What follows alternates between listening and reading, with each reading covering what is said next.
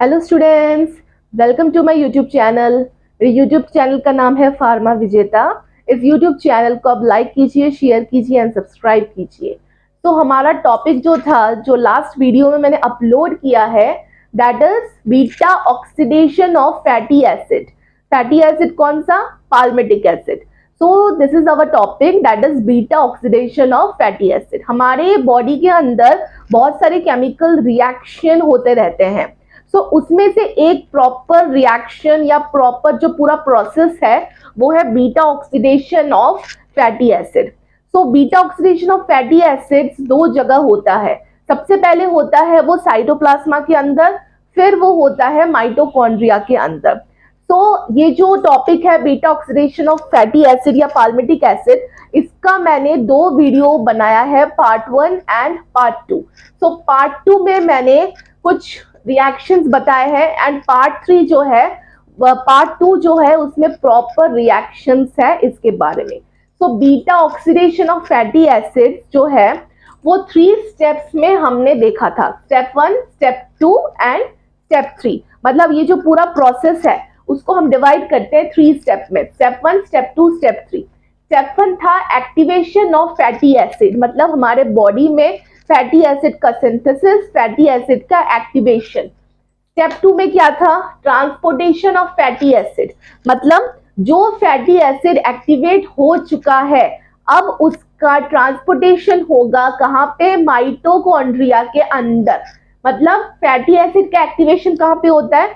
Cytoplasm के अंदर। एक बार फैटी एसिड साइटोप्लाज्मा के अंदर एक्टिवेट हो चुका, अब वो फैटी एसिड को ले जाया जाएगा माइटोकॉन्ड्रिया के अंदर, ट्रांसपोर्ट होगा उसका माइटोकॉन्ड्रिया के अंदर। That is step 2। ये कौन करता है? मैंने वीडियो में अपलोड कर दिया था पार्ट 1 वाले में। That is carnitine. कार्निटिन नाम का मॉलिक्यूल ट्रांसपोर्ट करता है फैटी एसिड को साइटोप्लाज्मा से माइटोकॉन्ड्रिया में। समझ में आ गया? अब जो स्टेप है that is step 3, that is proper pathway. मतलब जो एक्चुअल पाथवे है, पाथवे क्या है? Group of chemical reaction. जो एक्चुअल पाथवे है वो आता है स्टेप 3 के अंदर। स्टेप 3 के अंदर कुछ ऐसे रिएक्शंस है जिसमें अलग अलग एंजाइम्स इन्वॉल्व होते हैं। ये है प्रॉपर पाथवे। स्टेप 3 इस वीडियो में हम क्लियरली स्टेप 3 देखेंगे। किसका step 3? Beta oxidation of palmitic acid या फैटिक एसिड। उसमें क्या है? सबसे पहले ये असाइल कोए। असाइल कोए हमें कहां से मिला? असाइल कोए इज इम्परमिएबल टू माइटोकॉन्ड्रिया। इतना हमने देखा था। असाइल कोए माइटोकॉन्ड्रिया के इनर माइटोकॉन्ड्रियल मेम्ब्रेन के अंदर जा नहीं पाता था, इम्परमिएबल है। तो उसको कौन ले गया? असाइल कोए को कौन सा मॉलिक्यूल इनर माइटोकॉन्ड्रियल मेम्ब्रेन के अंदर ले गया? कार्निटिन नाम का मॉलिक्यूल। कार्निटिन मॉलिक्यूल बाइंड होगा असाइल कोए के साथ। अब ये दोनों साथ में मिलकर माइटोकॉन्ड्रिया के इनर माइटोकॉन्ड्रियल मेम्ब्रेन के अंदर चले गए। जैसे ही चले गए क्या बना? Acyl carnitine. असाइल कोए binds with carnitine, forms acyl carnitine. अब असाइल कार्निटिन जब इनर माइटोकॉन्ड्रियल मेम्ब्रेन के अंदर चला गया तो वो ब्रेक डाउन हो गया। असाइल कोए अलग, कार्निटिन अलग। ये कहां पे हुआ? इनर माइटोकॉन्ड्रियल मेम्ब्रेन के अंदर। अब जैसे ही हमें फिर से वो असाइल कोए मॉलिक्यूल मिल गया माइटोकॉन्ड्रिया के अंदर, ठीक है। अब एक एंजाइम आती है जिसका नाम है डिहाइड्रोजिनेज एंजाइम। उस एंजाइम का नाम है डिहाइड्रोजिनेज। वो क्या करती है? अब वो एसाइल कोए को कन्वर्ट कर देती है ट्रांस इनोल असाइल कोए में, ठीक है। ये जो रिएक्शन है, कन्वर्शन ऑफ असाइल कोए इनटू ट्रांस इनोल असाइल कोए, इस रिएक्शन को बोला जाता है ऑक्सीडेशन रिएक्शन। समझ में आ रहा है? फर्स्ट जो ये रिएक्शन है, कन्वर्शन ऑफ असाइल कोए टू ट्रांस इनोल असाइल कोए इन the presence of enzyme dehydrogenase, इस रिएक्शन को बोला जाता है ऑक्सीडेशन रिएक्शन। ये कंप्लीट हुआ। अब एक दूसरी एंजाइम आती है जिसका नाम है हाइड्रेटेस। हाइड्रेटेस नाम की एंजाइम आती है जो ट्रांसइनोल असाइल कोए को कन्वर्ट करती है बीटा हाइड्रोक्सी असाइल कोए में। समझ में आ रहा है? सो ये जो रिएक्शन हुआ, हाइड्रेटेस एंजाइम आई, उसने कन्वर्ट किया ट्रांसइनोल असाइल कोए को बीटा हाइड्रोक्सी असाइल कोए में। इस रिएक्शन को बोला जाता है हाइड्रेशन रिएक्शन।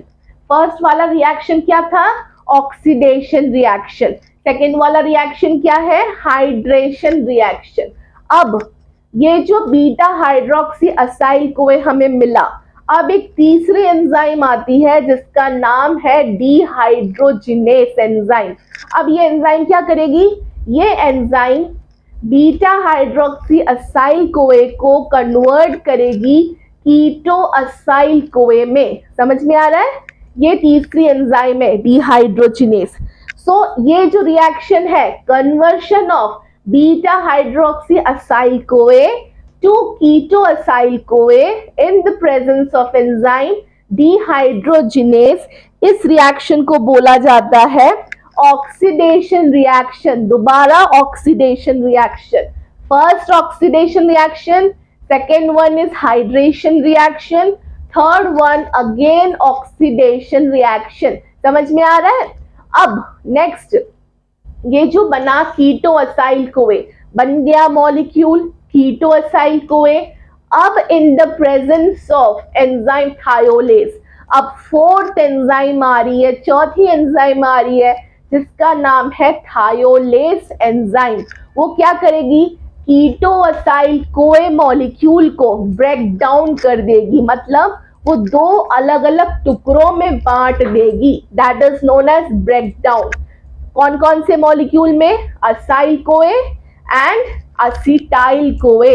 समझ में आ रहा है? ये जो कीटो असाइल कोए है ना, वो एक एंजाइम आती है जिसका नाम है थायोलेज एंजाइम।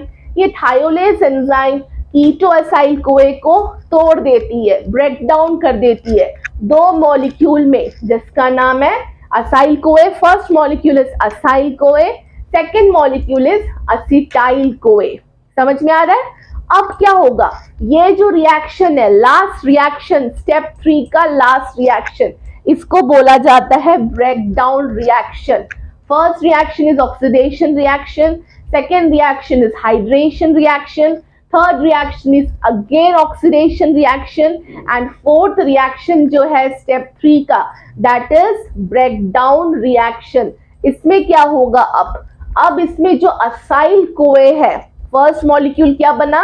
असाइल कोए, वो जाएगा सेम प्रीवियस पाथवे में, मतलब ये रिसाइकलिंग प्रोसेस में जाएगा, दोबारा से वही शुरू होगा स्टेप 1, स्टेप 2, स्टेप 3, जिसमें स्टेप 1 में एक्टिवेशन होता है फैटी एसिड का, वही फिर से शुरू, स्टेप 1 से फिर से शुरू, पहले स्टेप 1, फिर स्टेप 2, फिर स्टेप 3। तो ये असाइल कोए दोबारा उसी रिएक्शन में रिसाइकलिंग प्रोसेस में दोबारा चला गया।